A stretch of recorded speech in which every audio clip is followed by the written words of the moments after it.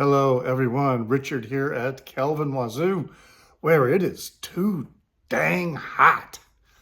Wow. And heat and humidity is relevant to this video I'm going to do right now.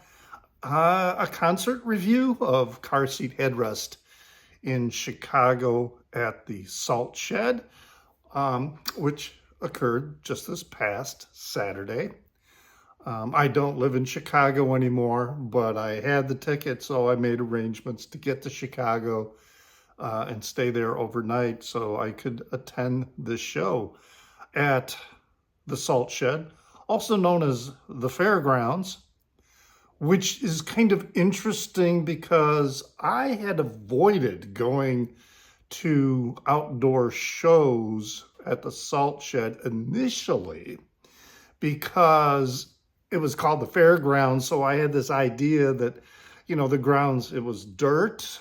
So in situations of marginal weather, I thought it would be like really muddy or whatever, and that's not the case. It's concrete. And that's important to keep in mind as I talk about the Car Seat Headrest show. So the tour is for their new album, The Scholars, which I have a video that goes into each of the songs, so you can check that out, be sure. It's in my Car Seat Headrest playlist. And they are promoting the record, and so they are focusing the set list on songs from this release. And when they came to Chicago, which they played before, I saw them at the Vic Theater. This would have been in 2020. I think it might have been, maybe 2021, right after the pandemic. And that's a much smaller indoor venue. And I have to say, wow, it is a different band performing live than what I saw at the Vic, a couple years earlier. They were great when I saw them at the Vic. I saw them for 2 shows. But I tell you, the show at the Salt Shed was incredible. The band has really matured, and they're both really tight in their playing, but they're also very relaxed with their presence on stage. Ethan Ives, the lead guitarist, was on fire. He was playing outside of his mind. He was just animated like I had never seen him before. And I'm sure he's played like this, in other shows, but the only other times I have seen them would have been at the Vic Theater. And his playing was incredible then, but he wasn't as animated while playing. Here, check this clip out. It was like sunset, so I was capturing, the glow of the sky with the Chicago skyline. And this was towards the end of a song. I can't remember which song it was, but yeah, he was just killing it. Check this out.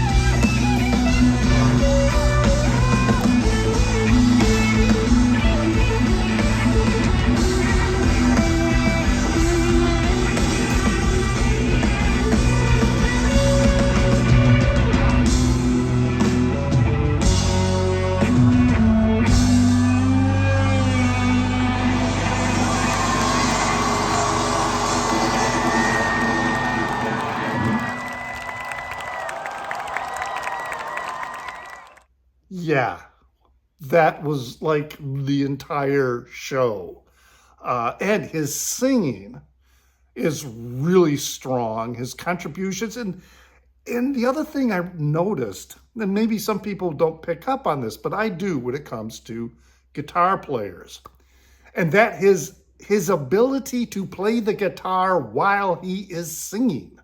All right, he's not necessarily playing some amazing solo or intricate, fingering or something like that while he's singing, but he is nonetheless playing something, on his guitar while he is singing, and that's not common. All right, that's a skill. Some of the greatest guitarists in the world cannot sing and play the guitar at the same time. Frank Zappa was, well known for this. He admitted it. That's why he had to bring other guitar players on tour, because, he couldn't sing and play at the same time. And then there are a lot of other fantastic guitar players who really aren't doing much on their guitar while they're singing. Stevie Ray Vaughan was probably an exception. He was still pretty damn incredible playing while he was singing. But even then, things would kind of, get toned down when he would be singing. But anyway, yeah, that's what I noticed with Ethan Ives. Will's voice overall was really, really strong. He was able to hit the upper end of his range without getting that adolescent voice break that he sometimes has when he's reaching up there. Now, it did later in the show a little bit, but I attribute that perhaps to, a bit of fatigue. Then Andrew Katz was solid, rock solid with his drumming. I mean, he was as solid as a Charlie Watts or a Ringo Starr. He was really, really incredible. Seth Dolby on bass was also amazing. And I can't remember who the keyboard player is, because in the studio albums, Seth Dolby does both bass and keyboards for those recordings. So they have someone else that they bring on tour. And I think it's Ben Roth. I think it was Ben Roth that was playing keyboards, who's toured with the band before, but he also very, very solid. So really, really good show all the way around. So as I said, they focused very much on songs from the Scholars, and the set list, they opened with CCF, I'm Gonna Stay With You. Then they went into the song Devereaux, followed by Lady Gay, Approximately. Now, at this point, there was a break, because prior to the show's starting, Will made an announcement, reminding people that it's really hot, people need to stay hydrated, and if you need help, flash the lights on your phones, and we'll get somebody, help direct medical personnel to that person. And a situation like that arose. So after Lady Gay, Approximately, they paused the show so that medical personnel could get to somebody who was pretty close to the stage. Then they resumed with the Catastrophe, Good Luck with That Man. And then this new one that Will said was newer than the Scholars, called the Colossus. And that was really incredible. The Colossus was this, it's just like the name, a very big, epic song that Ethan Ives, again, was just putting a stank on the guitar, and it was just absolutely amazing. It just really, really good. This was followed with Gethsemane, which had an intro from Bob Dylan's Railroad Bill. Now, Railroad Bill is a song from 1961, so we're talking really early Bob Dylan. I don't know if it was ever released on an album. It might have been on Self Portrait. I don't know because I don't have that particular release. Then we got back into the songs from the Scholars with Reality, but then we get a little very good interruption with an older song. Okay, so that there was, they played something that, and probably one of their most popular and biggest songs from their entire catalog, and that would be Drunk Drivers, Killer Whales. Great presentation with that one, great playing. Then they went back into songs from the Scholars with Planet Desperation. So that was the concert, all right? So they had a planned encore. So they walked off stage, and then, and then they came back out. And then Will was kind of saying, yeah, we know you want to hear some of the old songs, so we put together a medley of some old songs, and which was very, very cool. That medley included, let's see, Happy News for Sadness. The first few songs were from My Back Is Killing Me, Baby. There's Happy News for Sadness, and there was Stoop Kid, and then Something Soon. And then they played Beach Life and Death from Twin Fantasy, and then closed the medley with My Boy, also from Twin Fantasy. So, and that whole medley was really, really quite good as well. There was an interruption because people were waving their, like they would be waving lighters like they used to do in my day, their phone lights or whatever. And Will interpreted that was a distress call, that somebody needed help. So, they stopped, and apparently it wasn't.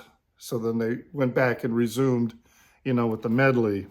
And then they closed the show with the song True False Lover from the Scholars.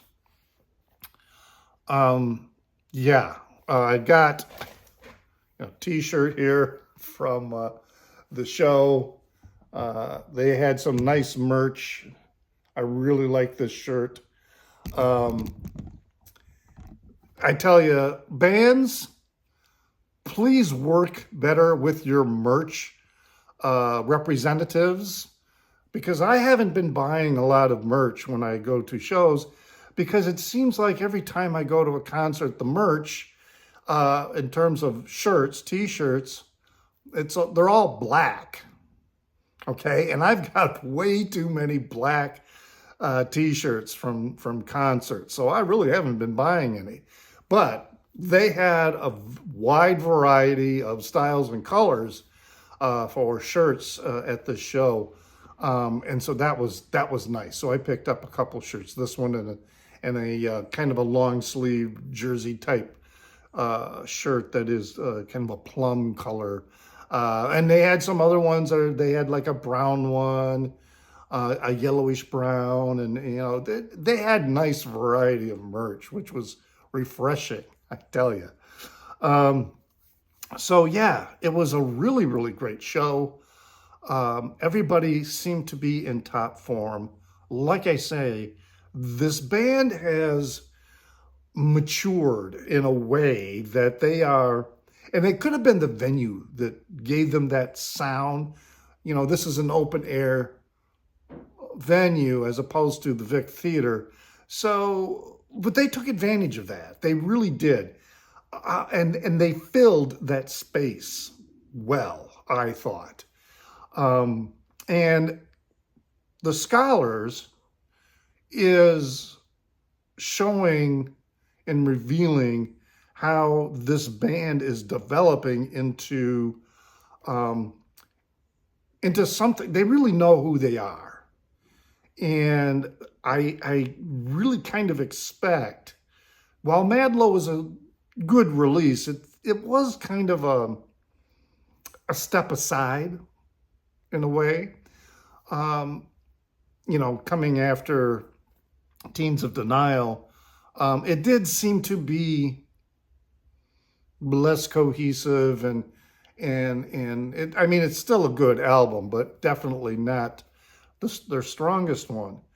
But now I see with the Scholars, and now I see with their performance, I see a band that's growing into what they are becoming. And what they are becoming, in my opinion, is going to be great. They are really, they're not holding on. They're not cashing in on something. Hey, we got something good, let's just keep doing it over and over and over again. They're not doing that. Their expression is growing, their muse is expanding, and that to me was really evident in the show. And I guess there's going to be, they're going to be going back into the studio perhaps with some more material, and we'll see how that goes.